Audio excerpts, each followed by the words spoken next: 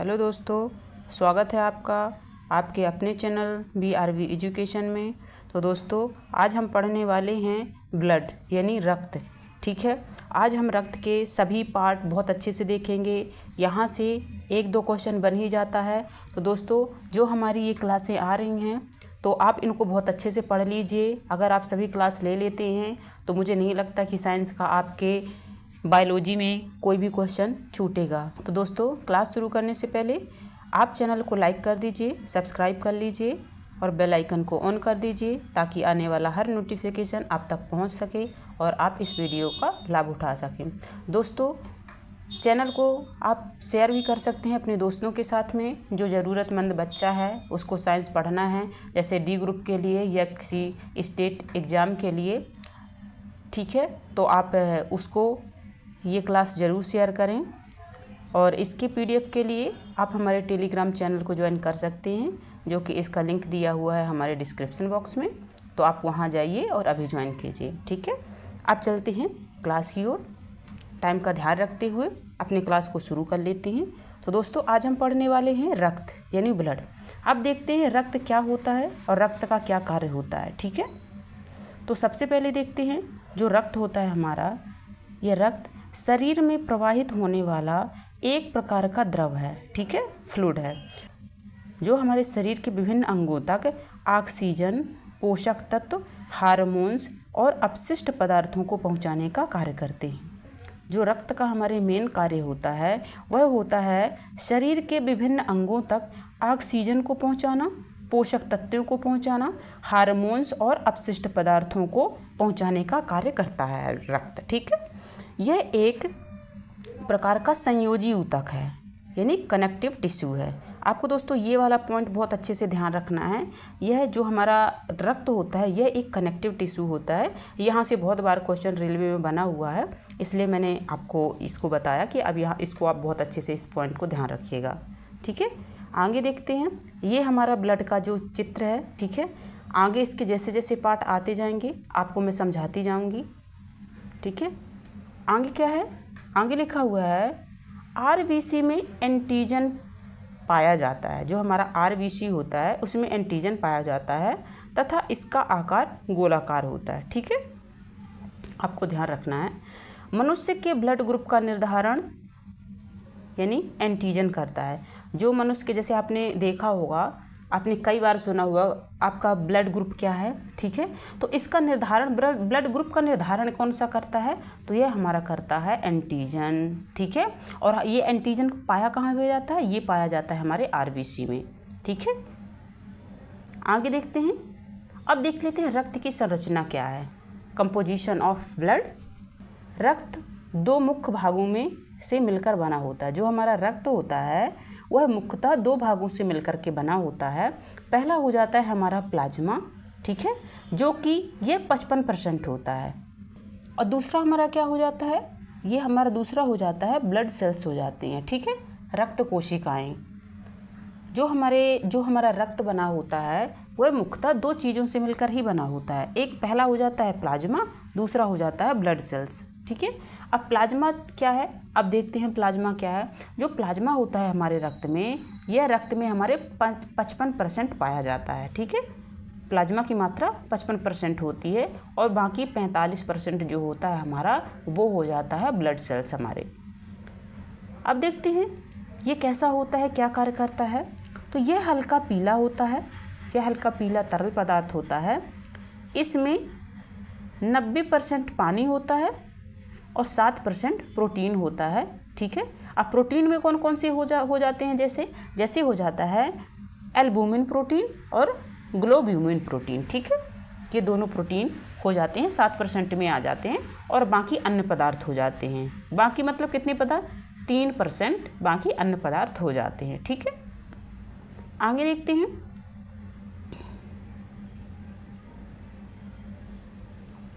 अब अन्य पदार्थों में क्या आ जाते हैं, जैसे कि ग्लूकोज हो जाता है हमारा, एमिनो एसिड हो जाता है, हार्मोन्स हो जाते हैं, गैस और अपशिष्ट पदार्थ हो जाते हैं। अब देखते हैं ये वाला पॉइंट हमारा क्या होता है। तो ये होता है फाइब्रिनोजन और प्रोथ्रोम्बिन। दोस्तों, मैं शुरू से ही आपको बताती आ रही हूँ तो आपको टाइपिंग में ध्यान नहीं देना है। मेरे बोले हुए शब्दों पे ध्यान देना है आपको, ठीक है। ये हमारा फाइब्रिनोजन और प्रोथ्रोम्बिन दोनों ही रक्त के थक्के बनाने में महत्वपूर्ण भूमिका निभाते हैं, ठीक है। पुनः दोहराती हूँ इस पॉइंट को।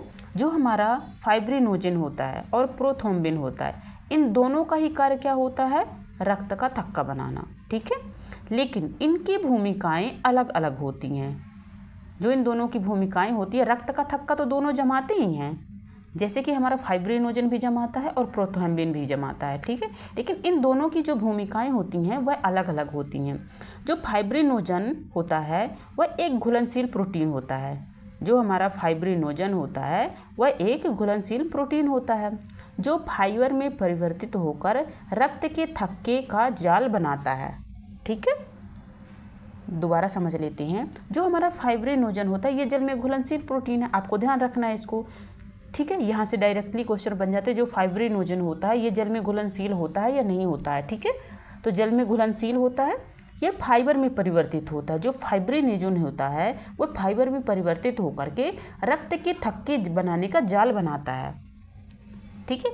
अब दूसरी ओर जो प्रोथ्रोम्बिन होता है, जैसे ये जो प्रोथ्रोम्बिन होता है, प्रोथ्रोम्बिन का एक पूर्ववर्ती है, ठीक है, जो एक प्रमुख एंजाइम है। जो प्रोथ्रोम्बिन है ये एक प्रमुख एंजाइम है जो फाइब्रिनोजन को फाइब्रिन में परिवर्तित करता है, ठीक है। आपको ध्यान रखना है, परिवर्तित करता है। यह मूलतः प्रोथ्रोम्बिन सक्रिय होकर थ्रोम्बिन बन जाता है। जो हमारा प्रोथ्रोम्बिन होता है ये सक्रिय बन करके थ्रोम्बिन बन जाता है, ठीक है। आगे देख लेते हैं प्लाज्मा। अब प्लाज्मा क्या होता है हमने देख लिया है। प्लाज्मा 55% हमारे शरीर में पाया जाता है, ठीक है। प्लाज्मा के हमने कार्य भी देख लिए, इसमें 2 प्रोटीन होते हैं, ठीक है। अब देख लेते हैं जो प्लाज्मा होता है इसका चित्र मैं आपको बता देती हूँ कि जैसे देखिए, जैसे हम अपना जो ब्लड का चेक करवाते हैं तो जो डॉक्टर होता है इस बोतल पे ब्लड भर लेता है, ठीक है। अब ब्लड इसने भरा, अब ब्लड में आप क्या पाएंगे? तो सबसे ज़्यादा पाएंगे ये जो पीला पदार्थ होता है ये हो जाता है प्लाज्मा। 55% प्लाज्मा हमारे उसमें पाया जाता है रक्त में, ठीक है। और 45% बाकी चीज़ें पाई जाती हैं, ठीक है, जैसे कि जो ब्लड सेल्स होती हैं हमारी, ठीक। अब रक्त का आकार तो आप देख ही रहे हैं, यहाँ पे ये होता है, ये इस टाइप के होते हैं इसमें, ठीक है, बाइकोनिकल होता है इसका आकार।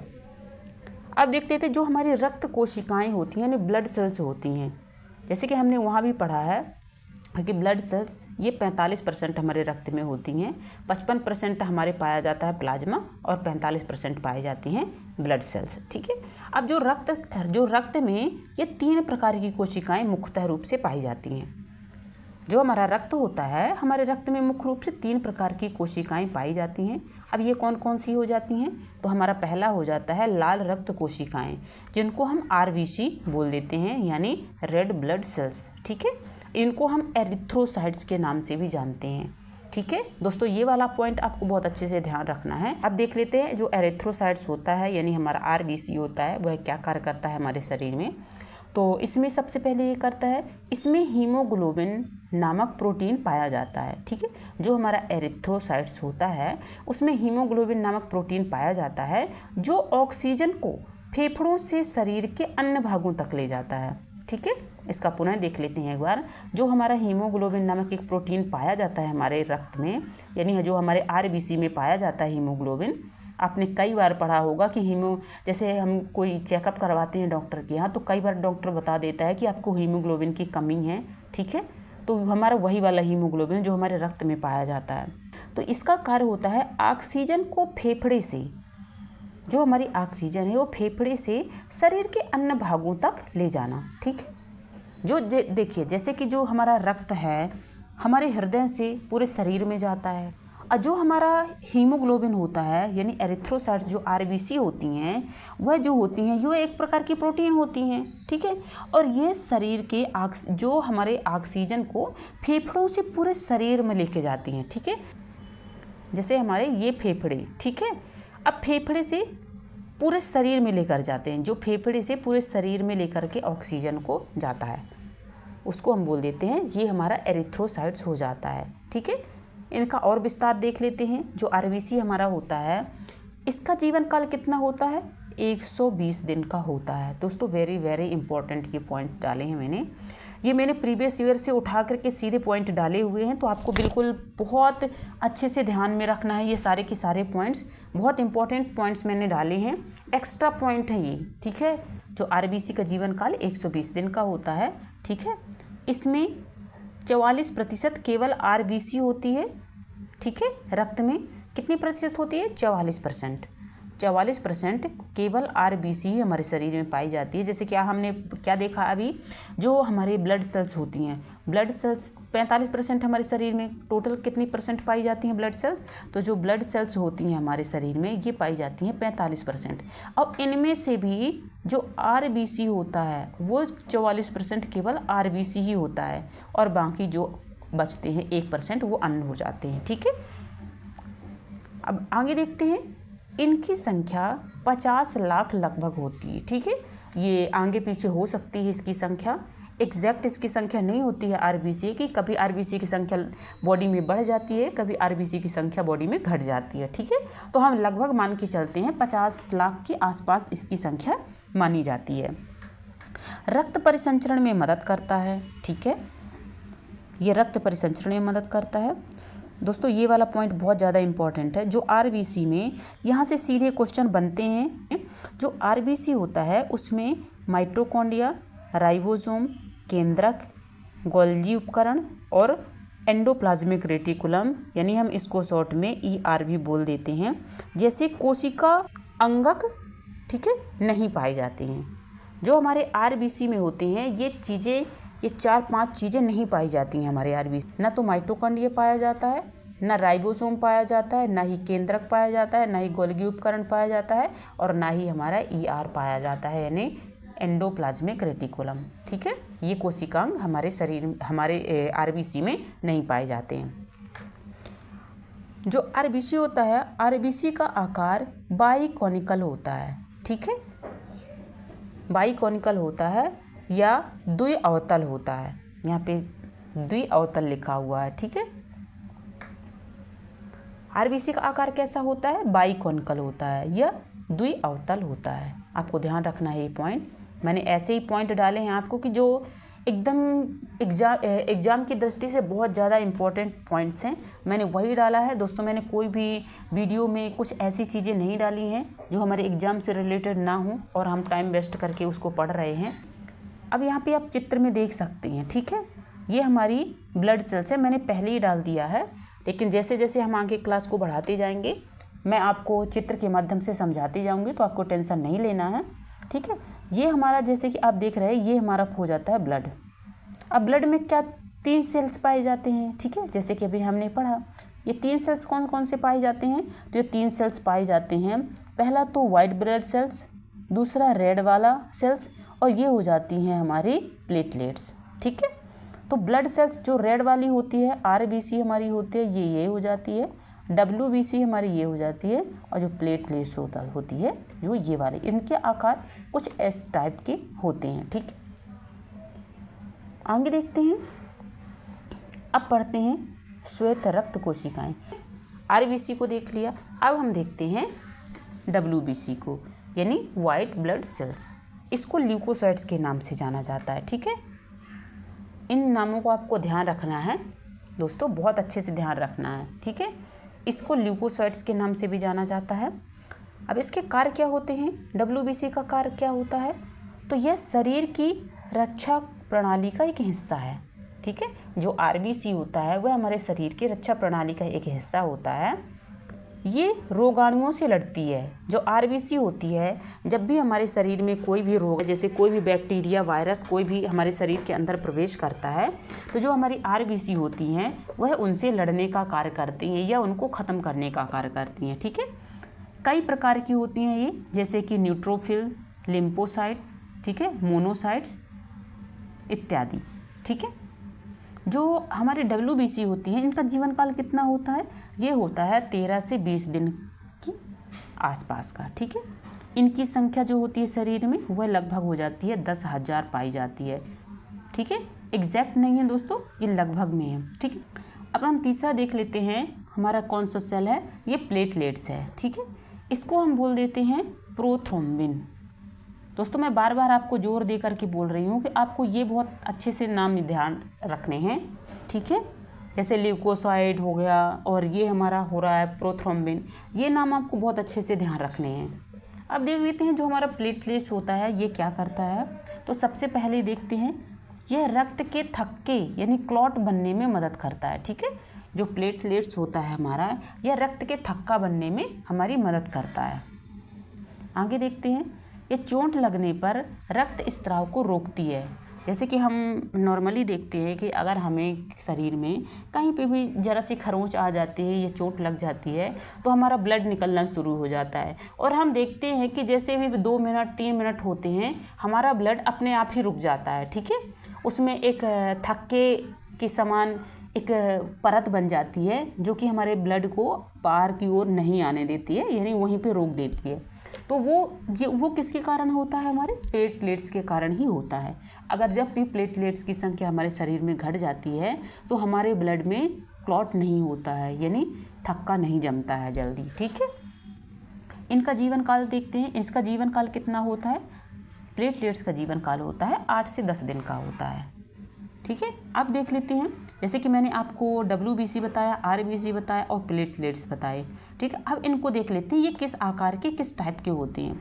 तो वाइट ब्लड सेल्स जैसे आप देख पा रहे होंगे ये होते हैं, ये हमारे शरीर में हमारे रोगाणुओं से लड़ने का कार्य करते हैं। ठीक है, जैसे कि हमारे बैक्टीरिया हो गए, वायरस हो गए, अगर हमारे शरीर में ये प्रवेश करते हैं, ठीक है, तो जो WBC होता है उसको मारने का कार्य करता है, उसको ख़त्म करने का कार्य होता है। जो रेड ब्लड सेल्स होता है, रेड ब्लड सेल्स तो मैंने समझा दिया है, ये हमारा रेड ब्लड सेल्स हो जाता है RBC, द्विअवतल। ठीक है, आपको ध्यान रखना है ये शब्द कई बार आ जाता है कि जो हमारे WBC का आकार होता है या RBC का आकार होता है वह किस टाइप के होते हैं, यहाँ से सीधे क्वेश्चन बन जाते हैं। ठीक है, और आप ये वाले देख रहे होंगे, ये वाले पॉइंट देख रहे होंगे, ये हमारे हो जाते हैं प्लेटलेट्स, जो कि रक्त का थक्का बनने में हमारी सहायता करते हैं। ठीक है, और RBC का मुख्यतः क्या कार्य होता है। जो RBC का मुख्यतः कार्य होता है तो यह होता है हमारे हृदय से ऑक्सीजन को हमारे शरीर के सभी अंगों तक पहुंचाना। मैंने सभी के कार्य बता दिए हैं आपको, ये दोबारा रिवीजन मैंने करवा दिया है। दोस्तों अगर आपको क्लास समझ में आ रही है तो आप चैनल को लाइक कर दीजिए। अगर आप देख रहे हैं आपको अच्छा लग रहा है, ये तो कोई ज़बरदस्ती वाली बात नहीं है, मैं आपको जोर देकर नहीं बोल रही हूँ। अगर क्लास आपको पसंद आती है, आपको अच्छी लगती है, तो दोस्तों आपसे रिक्वेस्ट है कि आप क्लास को लाइक किया कीजिए। ठीक है, सब्सक्राइब कर लीजिए। अब देख लेते हैं हमारे रक्त के प्रकार। ठीक है, रक्त के प्रकार देख लेते हैं, ब्लड टाइप्स एंड ग्रुप्स। ठीक है, जो हमारे जो रक्त के प्रकार होते हैं यानी ग्रुप्स होते हैं वह मुख्यतः 4 प्रकार के समूह में पाए जाते हैं, कि 4 रक्त समूह पाए जाते हैं। ठीक है, अब ये वाला पॉइंट मैंने एक्स्ट्रा डाला है यहाँ पे, आपको ध्यान रखना है, यहाँ से कई बार क्वेश्चन बन चुके हैं। जो हमारा ब्लड ग्रुप होता है उसकी खोज किसने किया था, तो ये किया था हमारे लैंडस्टेनर ने। ठीक है, अब हम देख लेते हैं जो हमारे ब्लड ग्रुप होते हैं वो कितने होते हैं। तो सबसे पहला देखते हैं हम ब्लड ग्रुप A। हमारे 4 प्रकार के ब्लड ग्रुप पाए जाते हैं। ठीक है, कितने प्रकार के, 4 प्रकार के, A, B, O और AB। ठीक है, ध्यान रखना आपको, 4 प्रकार के हमारे ब्लड ग्रुप पाए जाते हैं। पहला देखते हैं A। ये अब ये A क्या होता है, A पॉजिटिव भी होता है और A नेगेटिव भी होता है। ठीक है, ऐसे हमारा B हो जाता है। जो हमारा B होता है ये भी एक पॉजिटिव होता है, एक नेगेटिव होता है। O वाला भी एक पॉजिटिव होता है, एक नेगेटिव होता है। इसी प्रकार जो हमारा AB वाला होता है ये भी एक पॉजिटिव होता है और एक नेगेटिव होता है। ठीक है, आपको ध्यान रखना है। अब देख लेते हैं, ये इंपॉर्टेंट पॉइंट देख लेते हैं। जो O नेगेटिव होता है, कौन सा, O नेगेटिव, A पॉजिटिव नहीं, O नेगेटिव को हम दाता बोलते हैं, सार्वभौमिक दाता। ठीक है, यूनिवर्सल डोनर के नाम से भी जानते हैं।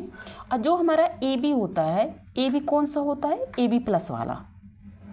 O हो जाता है हमारा माइनस वाला, और जो AB होता है वो प्लस वाला होता है, उसको हम बोल देते हैं सार्वभौमिक प्राप्तकर्ता।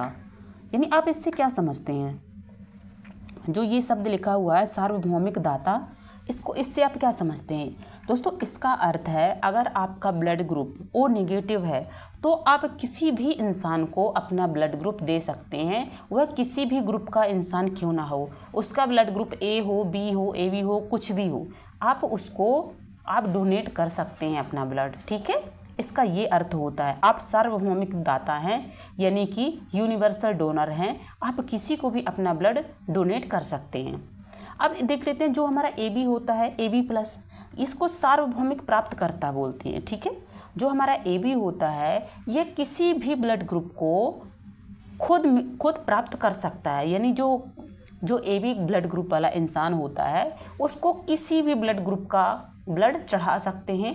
ठीक है, जैसे कि ए बी ओ कोई भी ब्लड ग्रुप हो सकता है, उसको सभी वो प्राप्त करता होता है, यानी सभी उसके लिए उचित ब्लड ग्रुप माने जाते हैं। ठीक है, अब मैंने यहाँ पे दोस्तों मुझे ये वाले चित्र कहीं नहीं मिल पा रहे थे तो मैंने खुद बनाया है, अपने हाथ से बना करके आपके लिए यहाँ पे डाले हुए हैं ताकि आपको बहुत बेहतर तरीके से मैं समझा पाऊँ इनका आकार कैसा होता है।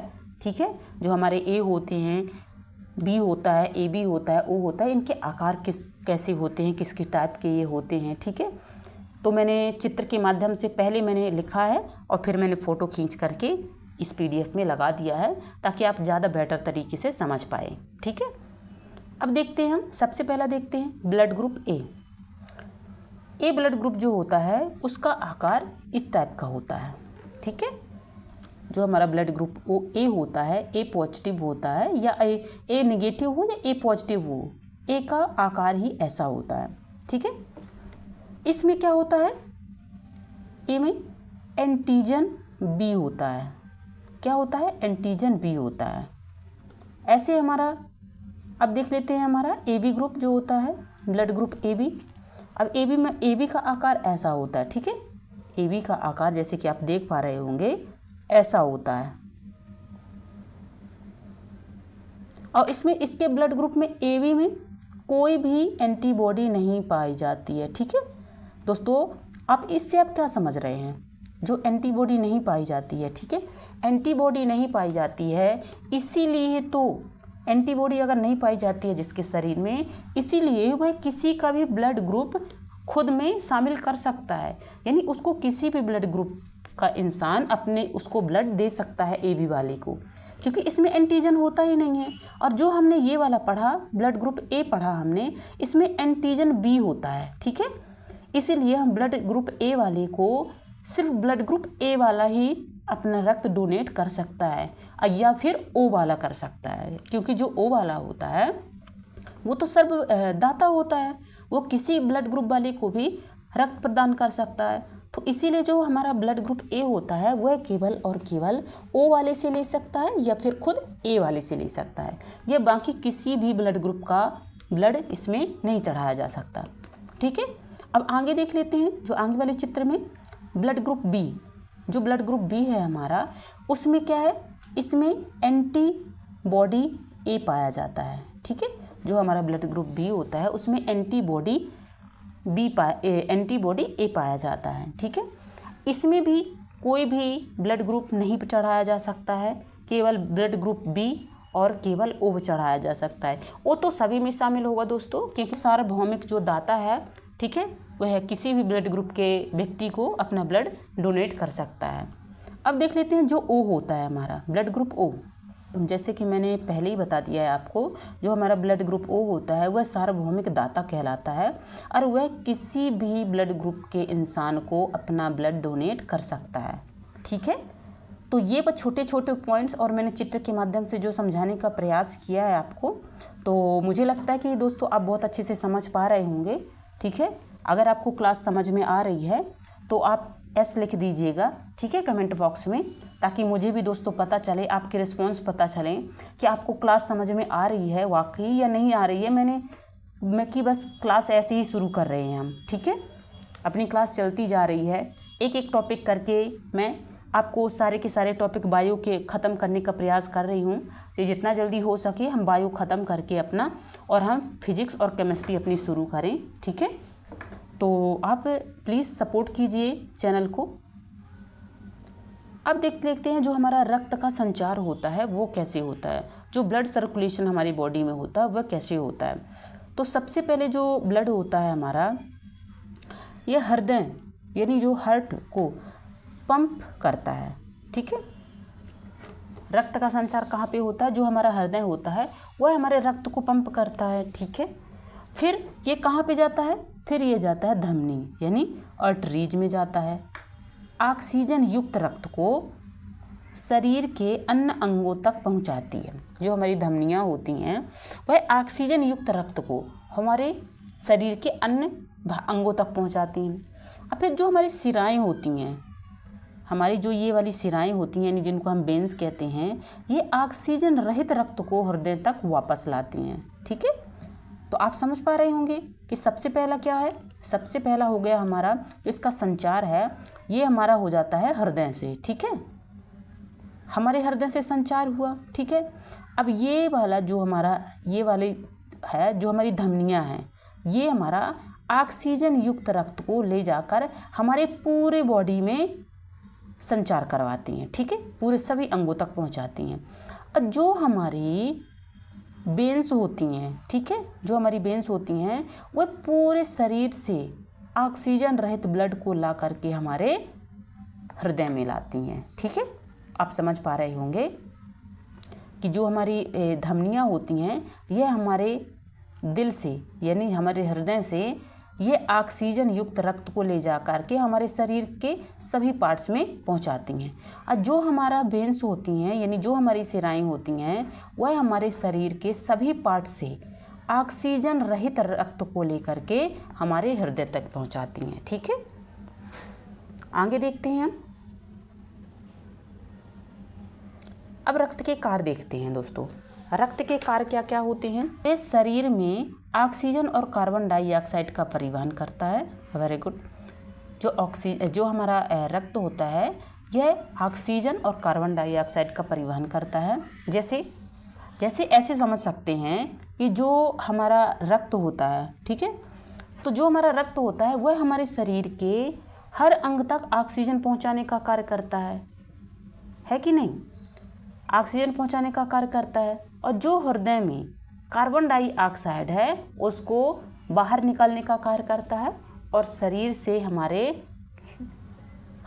शरीर को जो हमारा रक्त है वह ऑक्सीजन प्रदान करने का कार्य करता है, ठीक है। आगे देखते हैं। ये पोषक तत्वों का वितरण भी करता है।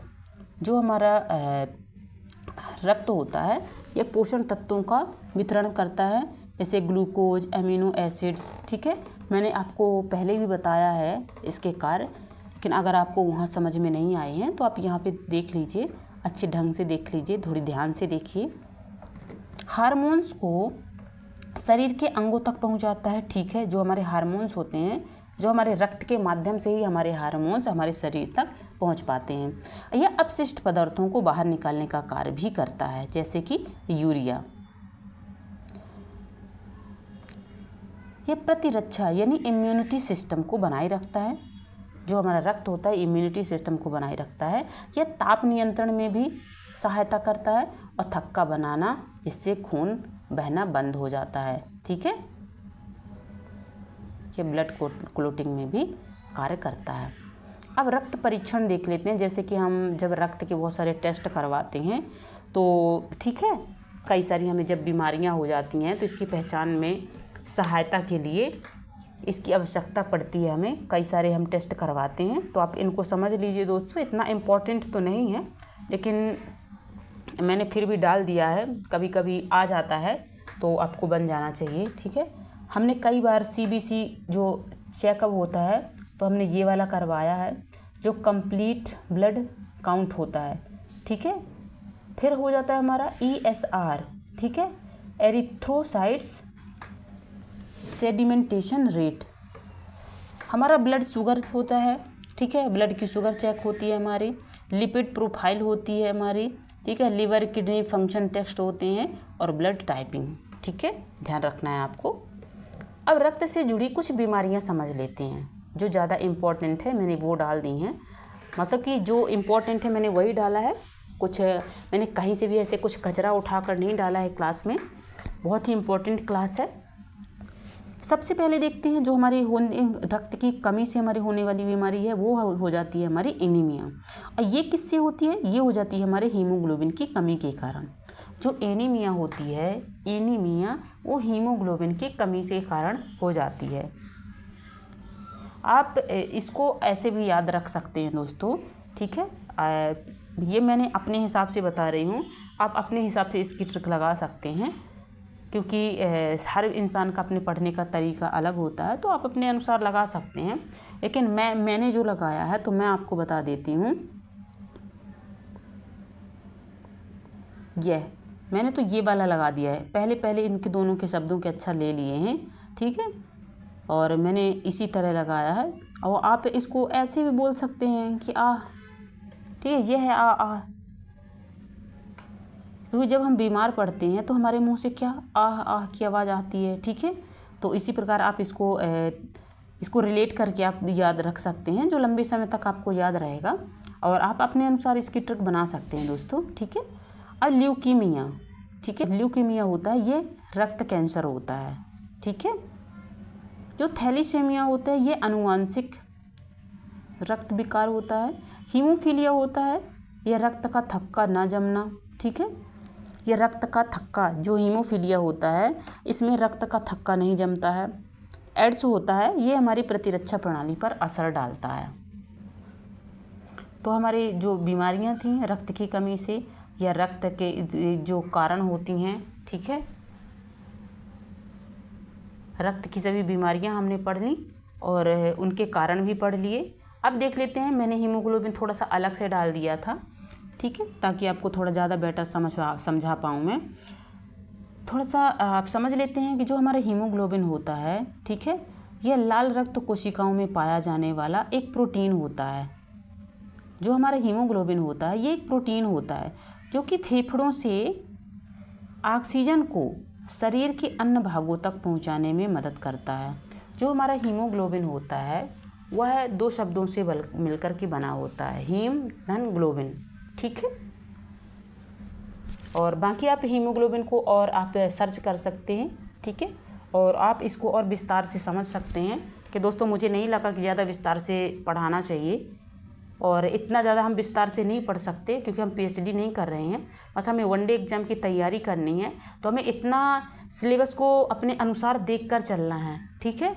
ऐसा नहीं है कि हम किसी बहुत बड़े एग्ज़ाम की तैयारी कर रहे हैं, एमपीपीएससी, यूपीएससी, या फिर इतने भी, इसमें भी ना ये क्लास उसमें भी बहुत ज़्यादा प्रॉफिटेबल रहेगी। अगर एमपीपीएससी, यूपीएससी की भी तैयारी कर रहे हैं आप, और उसमें अगर ये हमारी आती है अगर बायोलॉजी, ठीक है, तो यहाँ से मुझे नहीं लगता कि एक भी क्वेश्चन छूटने वाला है, क्योंकि उसमें भी इतना डीप नहीं आता। हमें पीएचडी नहीं करनी है, हमें बस अपना एग्ज़ाम निकालना है, ठीक है। तो दोस्तों क्लास को यहीं पे समाप्त करते हैं हम, ठीक है। और समाप्त करने से पहले पुनः आप लाइक कर दीजिए चैनल को अगर आपने नहीं किया है तो, और अगर आपने सब्सक्राइब नहीं किया है चैनल को तो आप सब्सक्राइब कर लीजिए। अगर आपने कर दिया है तो आपका बहुत बहुत धन्यवाद। तो दोस्तों हम अपनी क्लास को यहीं पे विराम देंगे। आप सभी बच्चों का बहुत बहुत धन्यवाद यहाँ तक देखने के लिए, और बाय।